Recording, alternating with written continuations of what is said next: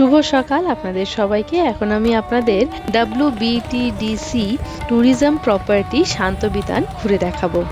শান্তবিতান একদম মেন রোডের ওপরে, আর এর উল্টো দিকে রয়েছে স্মার্ট বাজার। এবার চলুন ভেতরে যাওয়া যাক। নমস্কার আপনাদের সবাইকে, আমি স্বাগত জানাই আমার চ্যানেল ট্রাভেল অ্যান্ড আর্ট ডায়েরিজে। গতকাল সোনাঝুরি হাট থেকে ফিরতে ফিরতে অন্ধকার হয়ে যাওয়ায় আমি আর হোটেল ট্যুরটা আপনাদেরকে দিতে পারিনি। 103 এবং 104 এই দুটি রুম আমাদের। এখন আমি আপনাদের 104 রুমটা দেখাচ্ছি।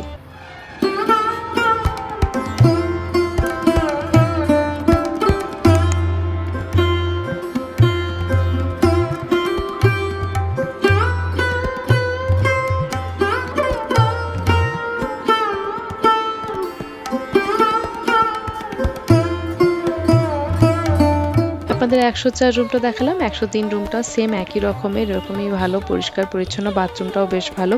আর আমাদের আরেকটা রুম আছে, সেখানেও আমি আপনাদেরকে নিয়ে যাব।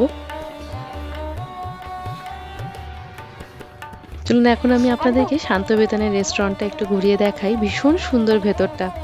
সন্ধেবেলা সোনাঝুরি থেকে ফিরে স্ন্যাক্স আর টি অর্ডার করেছিলাম, খুব ভালো ছিল খেতে, কিন্তু যথারীতি আমি ভিডিও করতে ভুলে গেছি। আমার একদম খাবারের সময় ভিডিও করার কথা মনেই থাকে না, এক্সট্রিমলি সরি। তাই জন্য রাতে ডিনারও করেছিলাম, ডিনারটা খুব সুন্দর সাজিয়ে দিয়েছিল, সেটার অবশ্য ক্লিপিং আমার কাছে রয়েছে, সেটা আমি আপনাদের সাথে শেয়ার করে দেবো। আর খাবারের টেস্ট খুব ভালো ছিল, ঘিটা দারুণ ছিল।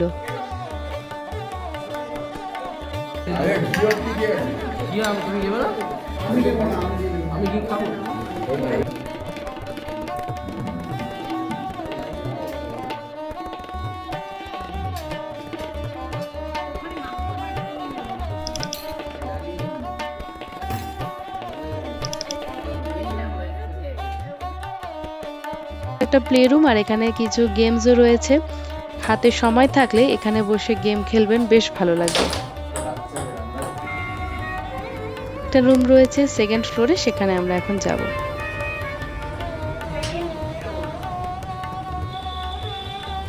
সেকেন্ড ফ্লোরে 404 এই রুমটাও আমরা বুক করেছি। এই রুমে আমাদের কিছু মেম্বাররা ঘুমোচ্ছে, তাই দরজা ডাকাডাকি করার পর তার দরজা খুলছে না, তাই আমি ভেতর থেকে আপনাদের রুমটা দেখাতে পারলাম না। তবে রুমটা একটু ছোট, কিন্তু ভালো, পরিষ্কার পরিচ্ছন্ন। আমি এখন নিচে নেমে চলে এসেছি, আর এই খালি জায়গাটার মধ্যে দাঁড়িয়ে আছি। এখানে অনেকটা খালি জায়গা, তাই গাড়ি পার্ক করতে এখানে কোনো প্রবলেম হবে না। আমাদের গাড়িটা যদিও আমাদের রুমের পাশেই পার্ক করা রয়েছে। আর এখানে একটা দোলনাও রয়েছে, আর বাঁদিকে রয়েছে সুইমিং পুল। তো চলুন সেখানে ঘুরে আসি।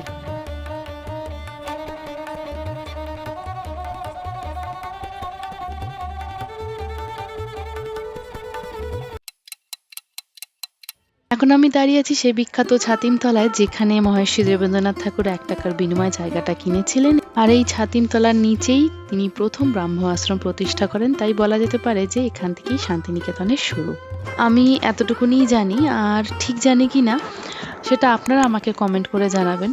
যদি কিছু ভুল হয়ে থাকে সেটা সংশোধন করে দেবেন। আর এখন এই পুরো বিশ্বভারতীটা ঘুরে দেখব। তো চলুন আর কি কি আছে দেখে নিই। সামনে যে সুন্দর কারুকার্য করা কাচের ঘরটা দেখা যাচ্ছে, সেটা হলো শান্তিনিকেতনের উপাসনা গৃহ। শিক্ষার্থীরা এখানে একত্রিত হয় প্রার্থনা করার জন্য।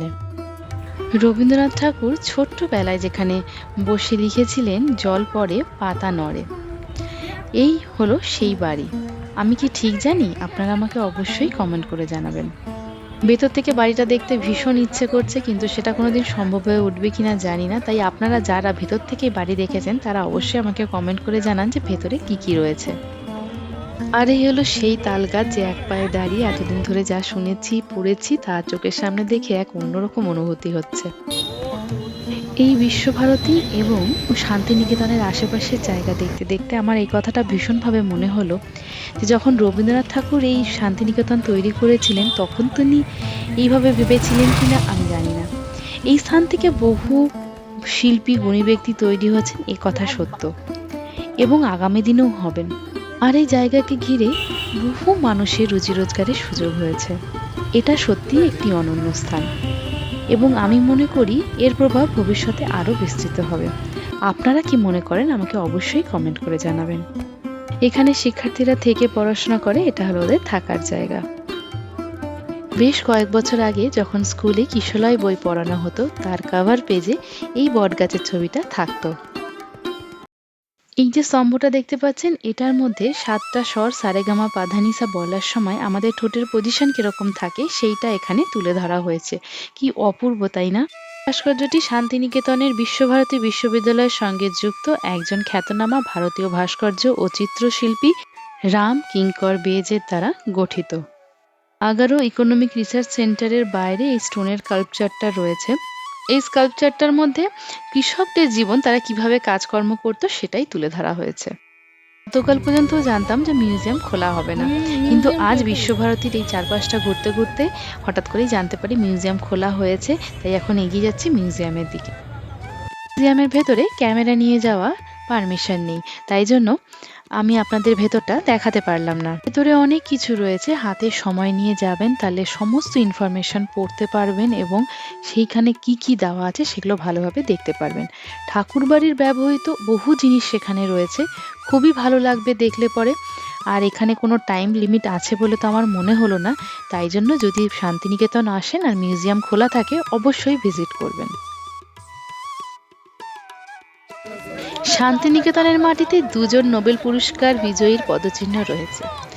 একজন রবীন্দ্রনাথ ঠাকুর, যিনি সাহিত্যে নোবেল পুরস্কার অর্জন করেছেন, এবং অন্যজন হলো অধ্যাপক অমর্ত্য সেন। এই বাড়িটি হলো অমর্ত্য সেনেরই বাড়ি, যিনি অর্থনীতিতে নোবেল পুরস্কার অর্জন করেছেন। এই দুজনের সম্মানজনক উপস্থিতি আমাদের দেশের গৌরব, আর শান্তিনিকেতনের মাটিকে করে তুলেছে আরো গৌরবময়।